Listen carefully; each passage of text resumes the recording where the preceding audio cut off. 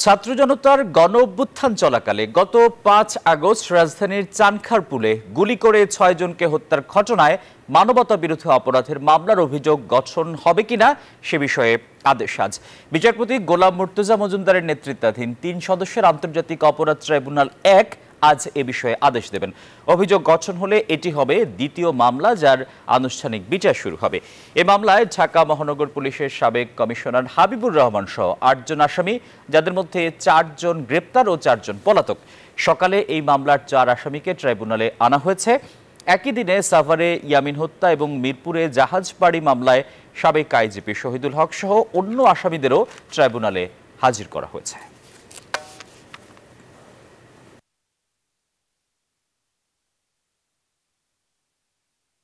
Bundle থাকলে প্রতি সেনমানিতে টাকা বাঁচবে। বিকাশ সেনমানি বান্ডেল কিনে জিতুন প্রতি লেনদেনে।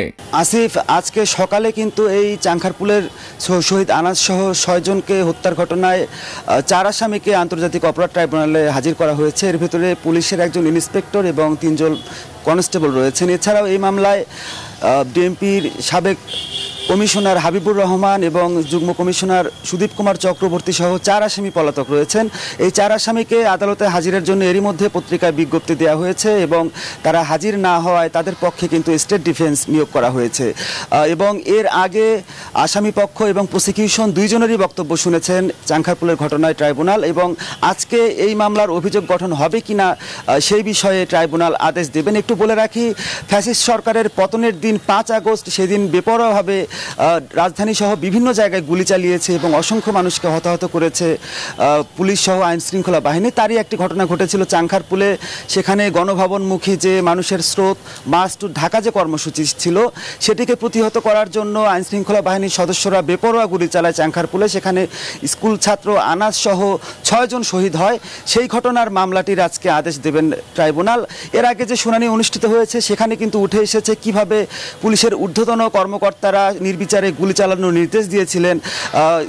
প্রসিকিউশন ট্রাইব্যুনালে উপস্থাপন করেছে ডিএমপি কমিশনার হাবিবুর রহমান সেদিন শাহবাগ থানায় সশরীরে নিজে উপস্থিত হন এবং ২০০ পুলিশ সদস্যের সামনে তিনি ব্রিফিং করে তাদেরকে সরাসরি গুলি করার নির্দেশনা দিয়েছিলেন এবং এর সাক্ষী যারা, তারাও পরবর্তীতে এই মামলার সাক্ষ্য দেবেন। এছাড়াও আরও ৩টি মামলার আসামি এরই মধ্যে ট্রাইব্যুনালে এসেছে। জাহাজবাড়ির ঘটনায়, জাহাজবাড়িতে জঙ্গি নাটক সাজানোর ঘটনায় পুলিশের ঊর্ধ্বতন ৩ জন কর্মকর্তা তারা এসেছেন এবং রামপুরে জুলাই আন্দোলনে কার্নিশে ঝুলে থাকা এক শিক্ষার্থীকে গুলি করে হত্যার ঘটনায় ২ জন পুলিশ সদস্য তারাও কিন্তু ট্রাইব্যুনালে উপস্থিত হয়েছেন। তো এই ছিল মোটামুটি আমার কাছ থেকে ট্রাইব্যুনালের সর্বশেষ যে খবর।